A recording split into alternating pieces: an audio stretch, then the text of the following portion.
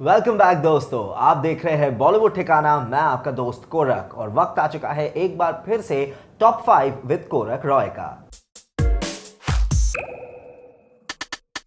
आज हम बात करने वाले हैं दो ऐसे एक्टर्स के बारे में जिनका नाम सबसे ऊपर लिया जाता है जब भी बात की जाती है बॉलीवुड के सबसे बड़े सुपरस्टार्स के बारे में। हम बात कर रहे हैं आमिर खान और शाहरुख खान की। दोनों के बीच में सिमिलैरिटीज इतनी है कि दोनों खुद भी कहते हैं कि कभी कभी हम भी दंग रह जाते हैं। दोनों का जन्म हुआ 1965 में और दोनों बॉलीवुड के सबसे लेजेंडरी, सबसे चहीते एक्टर्स हैं। पर क्या आप ये जानते हैं, शाहरुख खान से 4 साल पहले डेब्यू करने के बावजूद आमिर खान 90s के दशक के दौरान शाहरुख खान से एक कदम पीछे रह रहे थे। आमिर खान बहुत ही चहीते थे एज एन एक्टर, उनकी फिल्में हिट भी होती थी, उनको अवार्ड नॉमिनेशंस भी मिलते थे। लेकिन शाहरुख खान को जिस लेवल का सुपरस्टारडम मिल चुका था by the end of 1990s, Aamir Khan को उस हद तक नहीं मिली थी। चलिए आज के टॉप 5 पे हम आपको बताते हैं क्या थी वो 5 वजह जिसके वजह से सुपरस्टारडम में आमिर खान थे शाहरुख खान से थोड़ा सा पीछे 1990s में।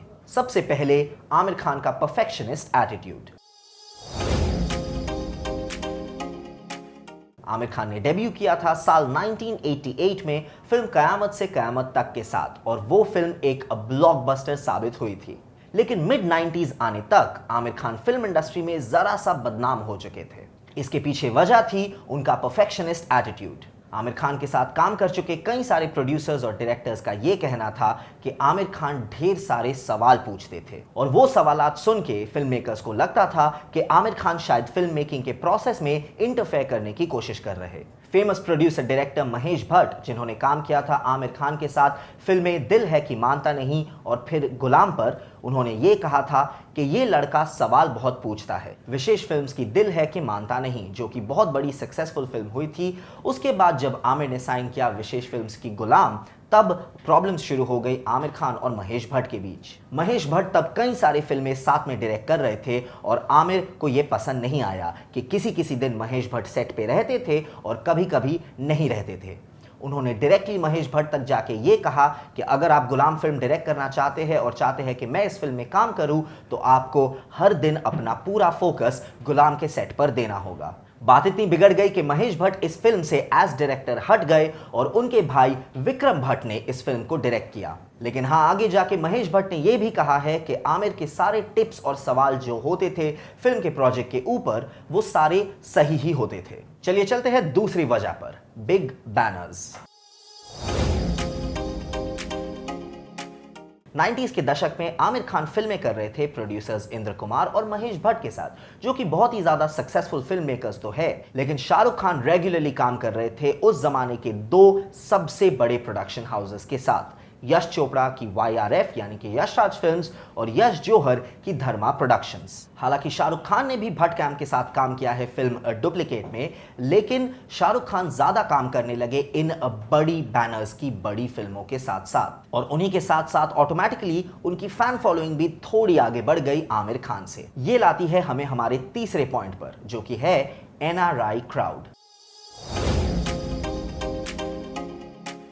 1990s में और स्पेशली 90s के सेकेंड हाफ के दौरान एक ऐसा दौर आ चुका था जब स्टार्स की पॉपुलैरिटी NRI क्राउड में बहुत ज्यादा जरूरी हो गई थी, और इसी वजह से बॉलीवुड स्टार्स अक्सर बाहर के देशों में जाकर डांस शोज भी किया करते थे। बाहर के देश जैसे अमेरिका, इंग्लैंड और ऑस्ट्रेलिया में रखे जाते थे ऐसे Bollywood special dance tours. Shahrukh इन डांस टूर्स पे अक्सर जाया करते थे, शुरुआत में अपनी पॉपुलैरिटी बढ़ाने के लिए, और उसके बाद जब उनकी पॉपुलैरिटी पीक लेवल पर पहुंच चुकी थी, तब हाई डिमांड की वजह से आमिर खान भी अपने करियर के शुरुआत के साथ साथ इन डांस टूर्स पे जाया करते थे। लेकिन towards the second half of 90s उन्होंने इन डांस टूर्स पे जाना बंद कर दिया। वो तब ज्यादा फोकस करने लगे अपने फिल्म प्रोजेक्ट्स पर और स्पेशली फिल्मों के स्क्रिप्ट्स पर। ऑटोमेटिकली NRI क्राउड के बीच आमिर खान की पॉपुलैरिटी थोड़ी सी कम हो गई और उस लेवल पर नहीं बढ़ी जितनी शाहरुख खान को मिल रही थी। इसी वजह से आमिर खान की 90s की फिल्में, जिन्हें इंडिया में तो काफी अच्छा बॉक्स ऑफिस रिस्पॉन्स मिलता था,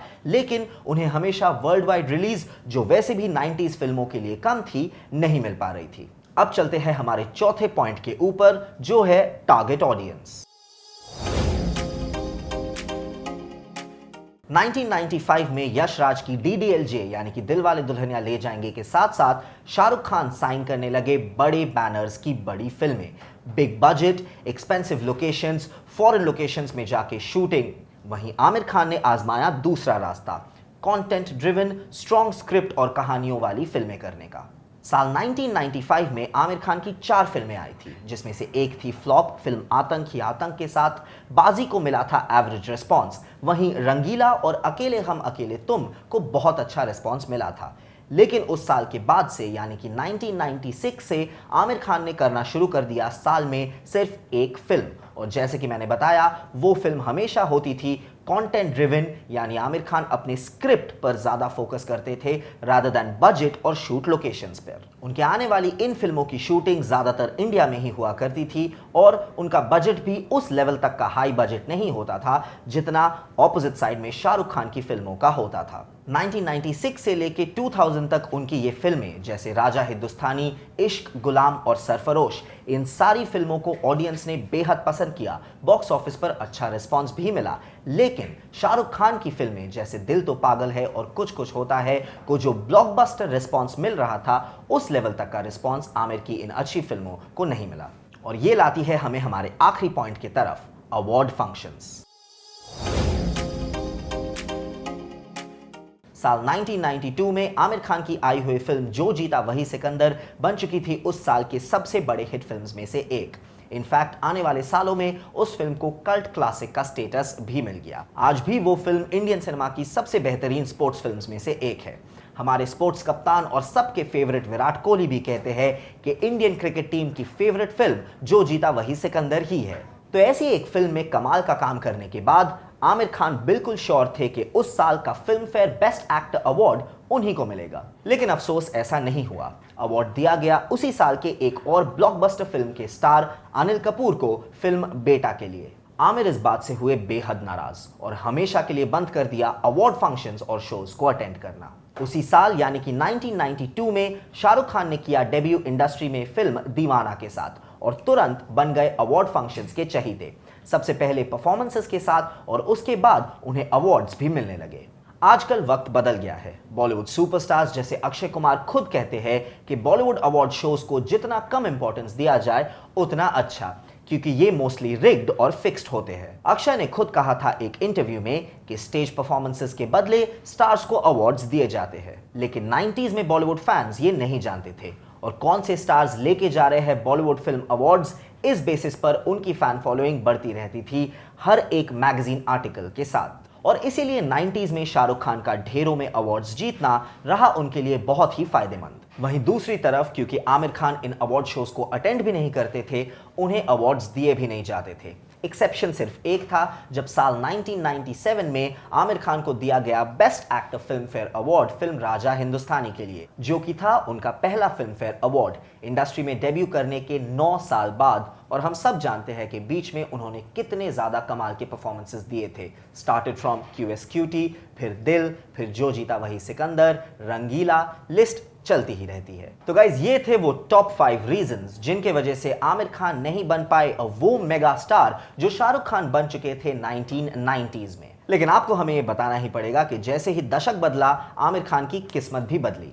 साल 2000 में आमिर खान ने दिया एक मेगा फ्लॉप फिल्म मेला के साथ साथ। बहुत लोग सोच रहे थे क्या ये होगा आमिर खान के शानदार करियर का अंत, लेकिन अगले ही साल उन्होंने 2 ऐसी बैक टू बैक फिल्में की, लगान और दिल चाहता है के साथ, कि वो वापस बन गए सबसे बैंकेबल, सबसे पॉपुलर सुपरस्टार्स में से एक। दशक बदलने के साथ साथ ऑडियंस ज्यादा इंटरनेशनल फिल्म्स देखने लगी थी, स्क्रिप्ट और कंटेंट पर ज्यादा फोकस करने लगी थी और इसीलिए उन्होंने रियलाइज किया कि किस लेवल के कमाल के एक्टर आमिर खान है।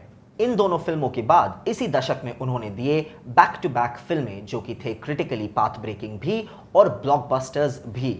रंग दे बसंती, तारी जमीन पर, गजनी और 3 इडियट्स। 3 इडियट्स थी उस दशक की आमिर खान की लास्ट फिल्म और उसी फिल्म के साथ साथ आमिर बन चुके थे हिंदी सिनेमा के सबसे सक्सेसफुल सुपरस्टार। 2010 के दशक में भी उन्होंने यही ट्रेंड जारी रखा, ब्लॉकबस्टर्स धूम 3, PK, दंगल और फिर सीक्रेट सुपरस्टार के साथ। इनफैक्ट दंगल आज तक की सबसे कामयाब हिंदी फिल्म है on a world wide level.